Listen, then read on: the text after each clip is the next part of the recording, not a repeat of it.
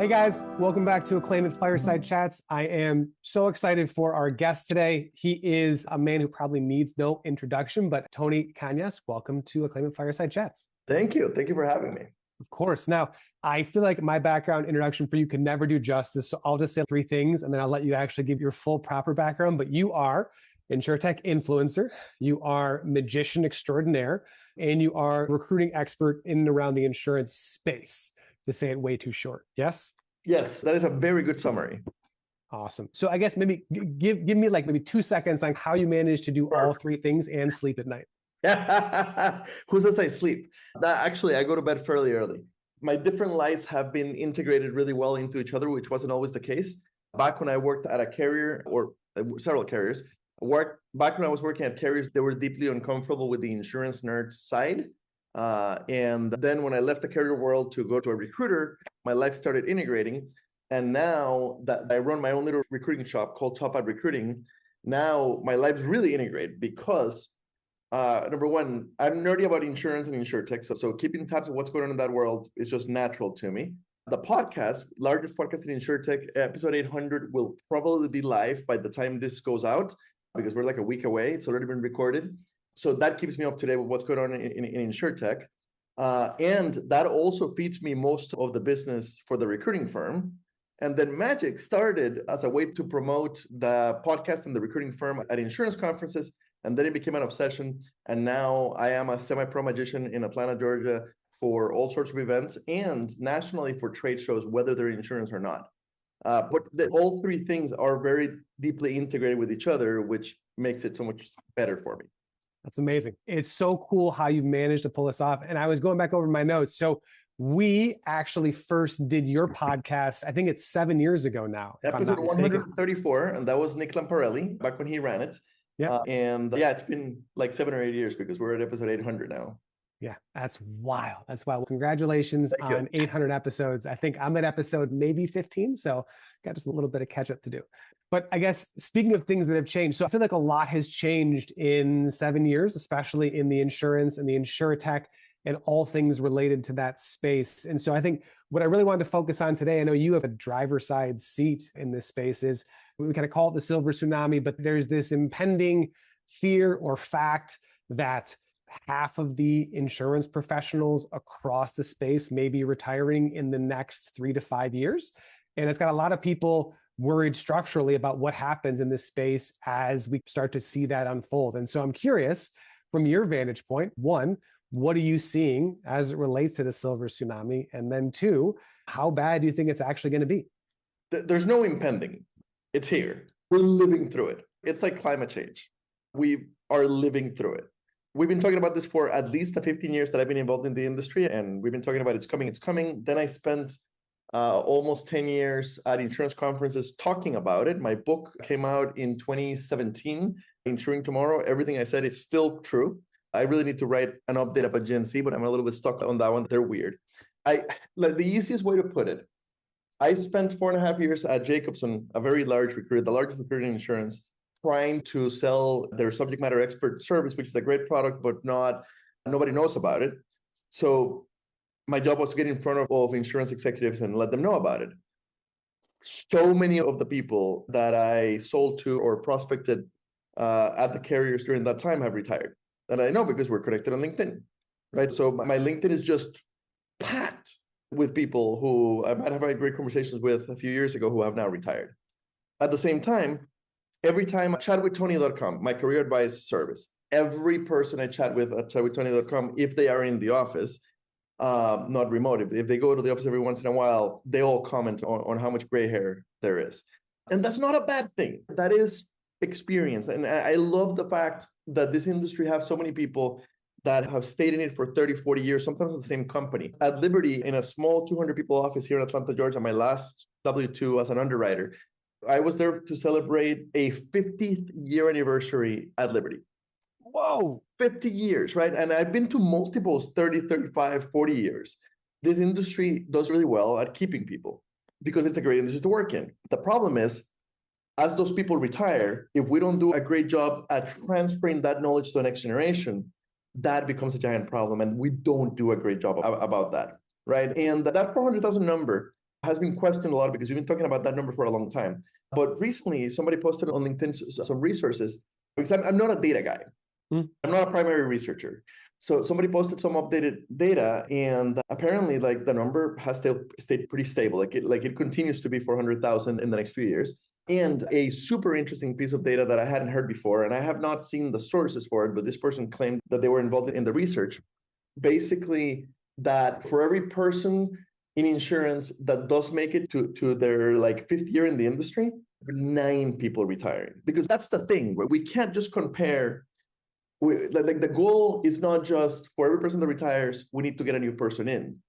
AI will change that, et cetera, et cetera, et cetera. But really, people that come into the industry and don't grow in the industry, people that go into any of the jobs that I have in my tier list of insurance jobs on YouTube, listed as F tier or D- tier, claims, especially in-office claims, like call center claims, the telemarketing at a State Farm agency for $10 an hour with no benefits, selling life. A lot of those entry-level jobs that are really awful jobs that can lead to a really good career if you find good advice, if you happen to run into Insurance Nerds or another organization, RISE, or if you happen to get some good guidance, then we'll hopefully be able to get you out of the matrix and get you to a level at which you'll stay and grow. But that's at the point at which we have successfully somewhat replaced the people that are leaving. We still need to get you the 20 years of experience. But if we can't get you to that level, you're just not going to stick around. So we are, as an industry, very good at hiring people into the entry level. And then we're really good at burning them out. And this is true for both agency side and carrier side, and even InsureTech side nowadays. Yeah. Yes, the problem is here. It'll only keep getting worse. There's not enough RMI programs to say, well, I'll die before we have enough RMI programs. Gamma Iota Sigma is doing a great job on the RMI side, but there's only like 80 or 90 programs out of 2,500 business schools. And they only feed 10% of our needs in any given year. It's just not going to solve the problem. There are some really cool efforts, like some community college efforts to get us CSRs, like trained account managers, trained claims people. Those are really cool. Rio Salado is probably the best one because it's virtual and like anywhere in the country. But again, there's not enough of them to solve our problems.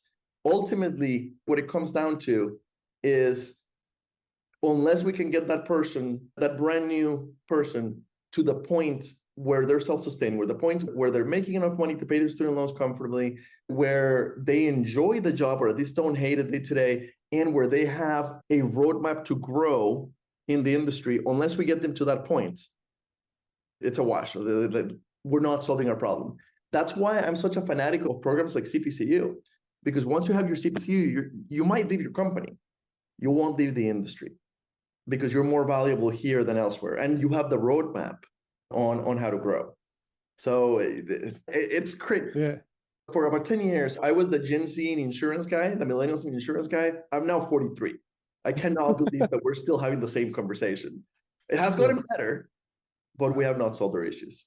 Yeah. I mean, you hit on so many interesting topics there. And it's funny, in my mind, I actually always frame the problem out as there's not enough coming in the bottom to capture what's going on the top. I hadn't heard the 5 year, because by the way, that makes so much sense. So many of these entry-level insurance jobs crush people's souls. I'm in Atlanta, Georgia. While I was writing my book about millennials, we've changed apartments several times, but the view out my window was the gigantic State Farm building, the Southeast hub.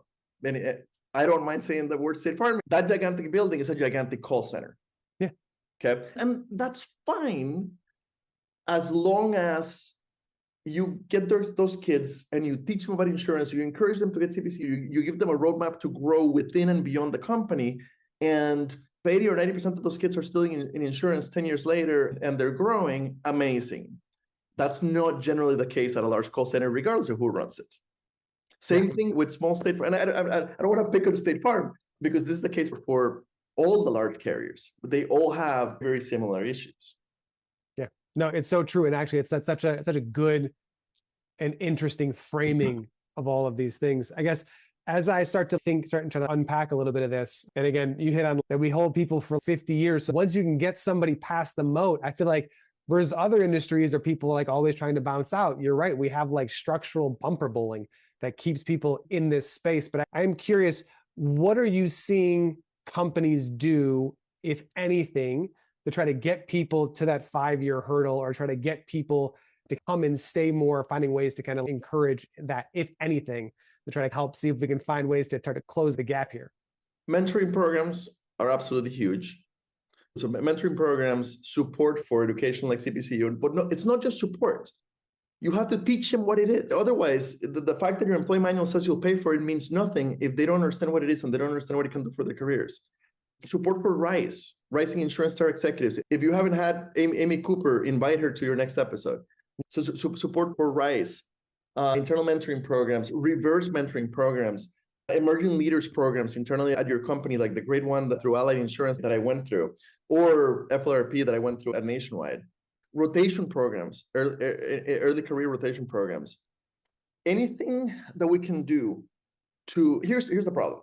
Your entry-level managers don't get measured on their people growing. They get measured on the aggregate numbers of their people, right? And because they're not measured on their people growing, and because they're busy, especially in claims where everybody's just buried, what that means is that they're not spending time in helping people grow. Only exceptional managers are spending time in helping people grow. They're helping people only do the job they're doing today. That's just not good enough. So the more that you measure your managers in such a way and you train them in such a way to promote positive turnover, that is somebody growing internally at your company, the more you do that, the better off will be. And also, the other thing that we could do that I don't see anybody doing is be honest on the way in, right? My first day at Nationwide or my first day at Farm Bureau, which were my two first companies, somebody should have been, hey, Tony, we are so excited that you're here. We understand that you're probably not going to sit in this call center forever. We understand that you're probably not going to sit in this entry-level claims role forever. And we would love it if you grow within the company. But if not, we will make sure that you get the tools to grow within the industry, right? After I wrote my book, I had a conversation with, I always forget his name. He used to be the chief administrative officer at Farm Bureau, and Nick Gerhardt, and Iowa Department of Insurance commissioner. And he's now chief administrative officer at a life carrier. Nick said, and I wish I had heard before, so it would be in the book, it's not. He said when he came to Farm Bureau of Iowa is a small company. It's publicly traded, maybe it's 1,500 employees. And when he arrived there, he talked, and in Des Moines, Iowa, surrounded by bigger carriers. So when he got there, he talked to his HR people and hiring managers and said, the reality is some of our great people are going to go to Nationwide, to Travelers, to other Des Moines big office carriers because they have opportunities for them right now. That's fine. Let's make sure they fall in love with insurance. Let's make sure they have the tools to be fantastic in their career. And let's make sure they love it here so that when we do have an opportunity for them, they're thrilled to come back. He called it the Boomerang Theory. I don't see any carrier actively doing that. The consulting firms, which tend to be consulting and investment banking, they tend to be awful places to work at, and kids line up out the door. They do two things really well. There is a prescribed order, right? 2 years as an associate, 2 years as a manager, it's up or out. I don't want the insurance to become up or out, but that growth, that measurable and predictable growth is very helpful. The other thing they do very well is alumni networks, right? Mm-hmm. They know that most people are not going to stay there forever. That's fine. Those people become clients in the future. Those people refer us business in the future. In the case of insurance companies, those people might come back in the future when we have the right role for them and they've got an experience elsewhere. Nobody does this in a systematized way. Yeah. It's so nice to be able to hear it like specific pain points, specific problems, specific solutions. And I think I can tell you, I've spent a lot of time thinking about this, but even between, I mean, with some of our best hires ever have been the Boomerang hires. It's phenomenal to hear.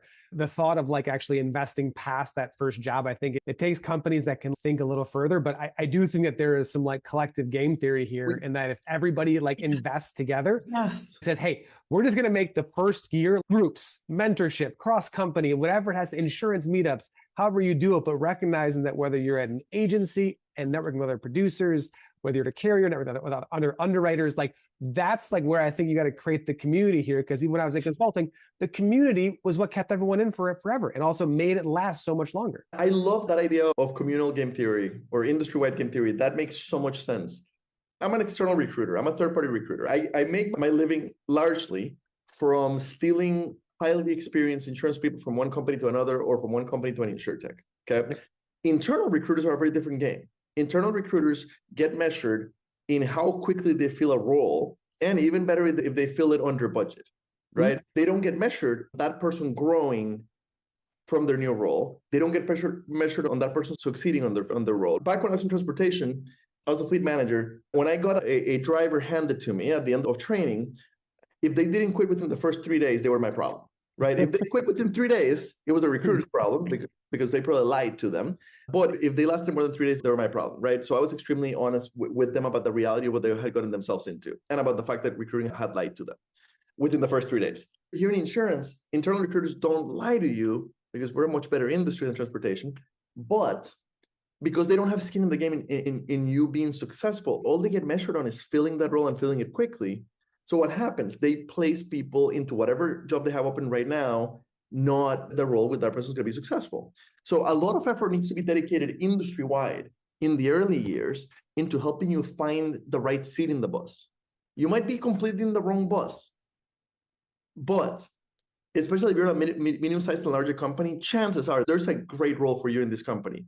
There's a fair chance that you're not in that role and you have no idea it exists. Yep. How do we help you get there? That's where like the RISE mentoring program is fantastic. That's where like Insurance Nerds is fantastic. Chatwithtony.com, my own free service. The resources are there. The community has built them. Yep.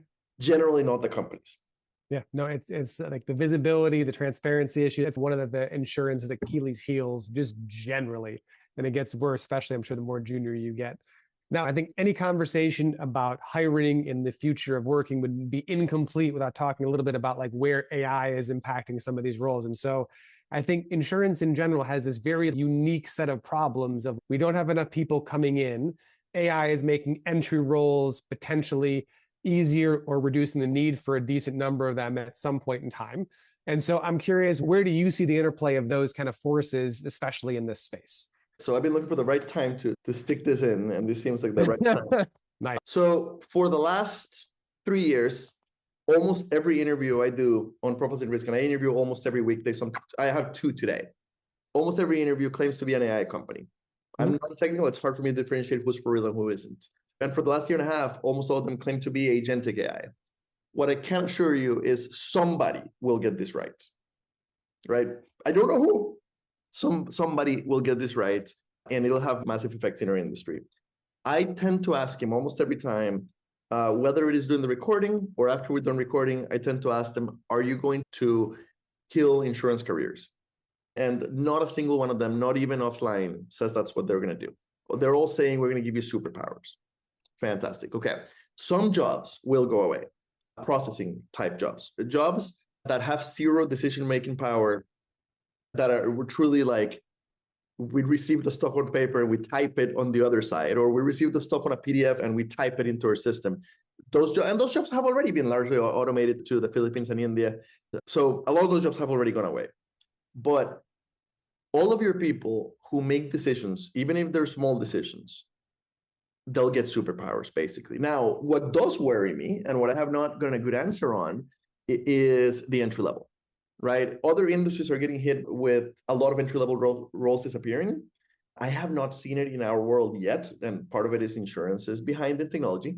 But when it does inevitably happen, it reminds me of my time at Nationwide, where some consultant had sold them on the idea. This was back in 2009.